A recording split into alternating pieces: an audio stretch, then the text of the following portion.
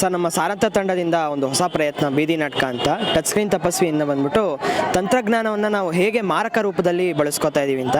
ಈಗ ನೀವು ಇವತ್ತಿನ ಯುವ ಪೀಳಿಗೆ ಏನಿದೆ, ಅದು ತಂತ್ರಜ್ಞಾನ ಒಂದು ವರವಾಗಿ ಬರಬೇಕಾಗಿತ್ತು. ಆದರೆ ತಂತ್ರಜ್ಞಾನವನ್ನು ಇವರು ಒಂದು ಶಾಪವಾಗಿ ಉಪಯೋಗಿಸ್ಕೊತಾ ಇದ್ದಾರೆ. ಇದೇ ತಂತ್ರಜ್ಞಾನ ನಾವು ಹೀಗೆ ಉಪಯೋಗಿಸ್ಕೊಳ್ತಾ ಹೋದರೆ ಭವಿಷ್ಯದಲ್ಲಿ ತಂತ್ರಜ್ಞಾನ ನಮ್ಮನ್ನು ನುಂಗುತ್ತೋ ಅಥವಾ ಮನುಷ್ಯರನ್ನ ಮುಳುಗಿಸುತ್ತೋ ಎತ್ತುತ್ತೋ ಅನ್ನೋದು ಈ ನಾಟಕದ ಮೂಲ ಉದ್ದೇಶ.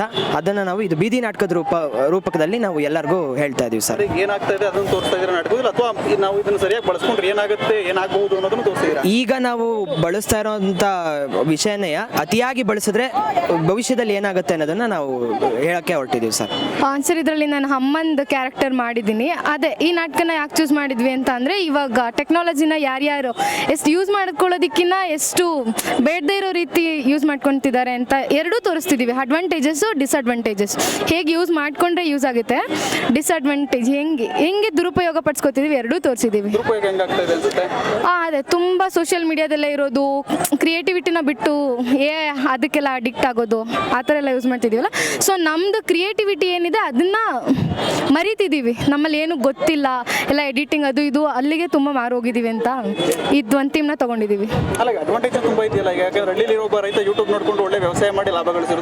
ಹೌದು, ಅದರಿಂದ ಡಿಸ್ಅಡ್ವಾಂಟೇಜಸ್ಸು ಅಷ್ಟೇ ಇದೆಯಲ್ಲ, ಅದಕ್ಕೆ ಎರಡನ್ನೂ ಈಕ್ವಲ್ ಆಗಿ ತೋರಿಸಿದ್ದೀವಿ.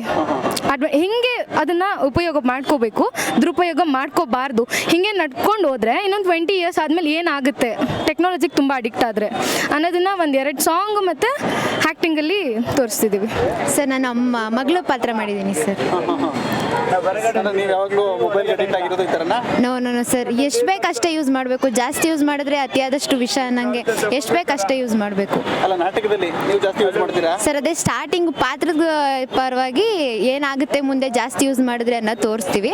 ಅದಾದ್ಮೇಲೆ ಲಾಸ್ಟಲ್ಲಿ ಏನೇನು ಇದು ಹಿಂಗಲ್ಲ ಉಪಯೋಗಿಸ್ಕೊಳ್ಳೋದು, ಈ ರೀತಿಯೂ ಉಪಯೋಗಿಸ್ಕೋಬೋದು ಅಂತ ತೋರಿಸ್ತೀವಿ ಸರ್. ಈ ನಾಟಕ ಸಾರಾಂತದಿಂದ ಒಂದು ಮಾಡ್ತಿರೋಂಥ ಪರಿಸ್ಥಿತಿ. ಸಾರಾಂತ ಅಂದರೆ ಸಾಂಸ್ಕೃತಿಕ ರಂಗತಂಡ. ಇದು ಮಹಾಜನ ಪ್ರಥಮ ದರ್ಜೆ ಕಾಲೇಜಿನ ಒಂದು ವಿದ್ಯಾರ್ಥಿಗಳ ನಾಟಕದ ತಂಡ. 2006ರಿಂದ ಇದು ಪ್ರಾರಂಭ ಆಗಿ ಇದುವರೆಗೂ ಕೆಲಸ ಮಾಡ್ತಾ ಇದೆ. ಬಹಳಷ್ಟು ಜನ ವಿದ್ಯಾರ್ಥಿಗಳು ಇದರಲ್ಲಿ ಕೆಲಸ ಮಾಡಿದ್ದಾರೆ. ಬಹಳಷ್ಟು ಬ್ಯಾಚಸ್ ಕೆಲಸ ಮಾಡಿದ್ದಾರೆ, ಪಾಸ್ ಆಗಿದ್ದಾರೆ. ಹೊಸ ನೀರು ಬಂದಿದೆ, ಹೊಸ ವಿದ್ಯಾರ್ಥಿಗಳು ಬಂದಿದ್ದಾರೆ, ಕೆಲಸ ಮಾಡ್ತಾ ಇದ್ದಾರೆ.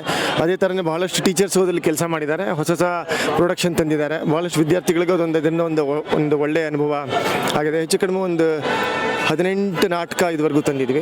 ಆದರೆ ಬೀದಿ ನಾಟಕ ಇದೇ ನಮ್ಮದು ಮೊದಲನೇ ಪ್ರಯತ್ನ. ಇದು ಇವತ್ತು ವಿಶ್ವ ರಂಗಭೂಮಿ ದಿನಾಚರಣೆ ಪ್ರಯುಕ್ತ ಮಾಡ್ತಾ ಇದ್ದೀವಿ. ಇದು ಇವತ್ತು ಬೆಳಕಿಂದ ಇದು 4ನೇ ಪ್ರಯೋಗ ಆಯಿತು. ಮೊದಲನೇದು ಬೆಳಗ್ಗೆ ಕುಕ್ರಳ್ಳಿ ಕೆರೆಯಲ್ಲಿ ಮಾಡಿದ್ವಿ 7:30. ಅದಾದಮೇಲೆ ಬಂದು ನೆಕ್ಸ್ಟ್ ನಾವು ಕಾಳಿದಾಸ ರೋಡಲ್ಲಿ ಒಂದು ಪ್ರದರ್ಶನ ಮಾಡಿದ್ವಿ. ಅದಾದಮೇಲೆ ಮಹಾರಾಣಿ ಕಾಲೇಜಲ್ಲಿ ಒಂದು ಪ್ರದರ್ಶನ ಮಾಡಿದ್ವಿ. ಅದಾದಮೇಲೆ ಯುವರಾಜ ಕಾಲೇಜಲ್ಲಿ ಒಂದು ಪ್ರದರ್ಶನ ಮಾಡಿದ್ವಿ. ಇದು 4ನೇದು. ನೆಕ್ಸ್ಟು ಒಂದು ವಿವೇಕಾನಂದ ಸರ್ಕಲಲ್ಲಿ ಅಲ್ಲೊಂದು ಪ್ರದರ್ಶನ ಮಾಡಿ ಇವತ್ತಿಗೆ ಅದನ್ನು ಮುಗಿಸ್ತಾ ಇದ್ದೀವಿ. ಈ ನಾಟಕ ಮಾಡ್ತಾ ಇರೋಂಥ ತಂಡ ಸಾಂಸ್ಕೃತಿಕ ರಂಗ ತಂಡ ಸಾರಂತ ಮಹಾಜನ ಪ್ರಥಮ ದರ್ಜೆ ಕಾಲೇಜಿನ ತಂಡ. ಇದರ ನಿರ್ದೇಶನ ಒಂದು ಸುಪ್ರೀತ್ ಎಸ್ ಭಾರದ್ವಾಜ್ ಅಂತ. ಅವರು ಸಹ ನಮ್ಮ ಕಾಲೇಜಿನ ಹಿರಿಯ ವಿದ್ಯಾರ್ಥಿ. ಈಗ ಅವರು ನಮ್ಮ ಕಾಲೇಜಲ್ಲಿ ಡಿಗ್ರಿ ಮುಗಿಸಿ ರಂಗಭೂಮಿನಲ್ಲೇ ಪೂರ್ಣ ಪ್ರಮಾಣವಾಗಿ ಕೆಲಸ ಮಾಡ್ತಿದ್ದಾರೆ. ಅವ್ರ ಜೊತೆಗೆ ಭ್ರಮರ ಅಂತ ಇನ್ನೊಬ್ಬರು ಆರ್ಟಿಸ್ಟ್ ಇದ್ದಾರೆ, ಅವರು ಕೆಲಸ ಮಾಡಿದ್ದಾರೆ. ಅವರಿಬ್ಬರ ಒಂದು ಸಾಂಗತ್ಯದಲ್ಲಿ ಕೆಲಸ ಆಗಿದೆ. ಹಾಗಾಗಿ ಈ ಒಂದು ನಾಟಕ ನಡೀತಾ ಇದೆ.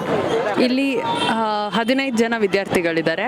ಮತ್ತು ಒಂದು ಖುಷಿ ವಿಚಾರ ಏನಂದರೆ, ಈ ಕಂಟೆಂಟು ವಿದ್ಯಾರ್ಥಿಗಳಿಗೆ ಬೇಕಾಗಿರೋದು. ಯಾಕಂದರೆ ಈಗಿನ ಜನ್ರೇಷನ್ ಸ್ಟೂಡೆಂಟ್ಸೇನೆ ತುಂಬ ಟೆಕ್ನಾಲಜಿಗೆ ಮಾರು ಹೋಗ್ತಿರೋದು. ಮೊಬೈಲ್ ಬಿಟ್ಟು ಇರೋದೇ ಇಲ್ಲ. ನಮ್ಮ ಟೀಚರ್ಸ್ಗಳು ಅದನ್ನೇ ಹೇಳಬೇಕಾಗಿದೆ. ಅಂಥದ್ರಲ್ಲಿ ಮಕ್ಕಳಲ್ಲೇ ಈ ಅರಿವು ಬಂದಿರೋದ್ರಿಂದ ಇದು ವಿದ್ಯಾರ್ಥಿಗಳಿಗೇ ತುಂಬ ಉಪಯೋಗ ಆಗುತ್ತೆ. ಬೇರೆಯವರು ಇದನ್ನು ನೋಡಬೇಕು, ವಿದ್ಯಾರ್ಥಿಗಳಲ್ಲದೆ ಎಲ್ಲರೂ ಈ ಟೈಮಲ್ಲಿ ನೋಡಬೇಕಾಗಿರೋಂಥ ಒಂದು ನಾಟಕ ಅಂತ ಹೇಳಕ್ಕೆ ಇಷ್ಟಪಡ್ತೀನಿ. ಖಂಡಿತ. ಯಾಕಂದರೆ ವಿದ್ಯಾರ್ಥಿಗಳೇ ಹೇಳ್ತಿರೋದ್ರಿಂದ ಏನು ಮಾಡಬೇಕು ಏನು ಮಾಡಬಾರ್ದು ಅನ್ನೋದನ್ನು ಅವರೇ ತಿಳಿಸ್ಕೊಡ್ತಿರೋದ್ರಿಂದ ಅದೇ ಜನ್ರೇಷನ್ ಅವ್ರು ನೋಡಿದಾಗ ಹೌದಲ್ವಾ, ಕರೆಕ್ಟ್ ಅಲ್ವಾ ಅಂತ ಅರಿವಾಗುವಂಥ ಒಂದು ನಾಟಕ ಇದು. ಸೊ ನೋಡಬೇಕು ಅಂತ ಹೇಳ್ತೀನಿ. ಅಗತ್ಯ ಇದೆ, ಅವಶ್ಯಕತೆ ಇದೆ. Thank you.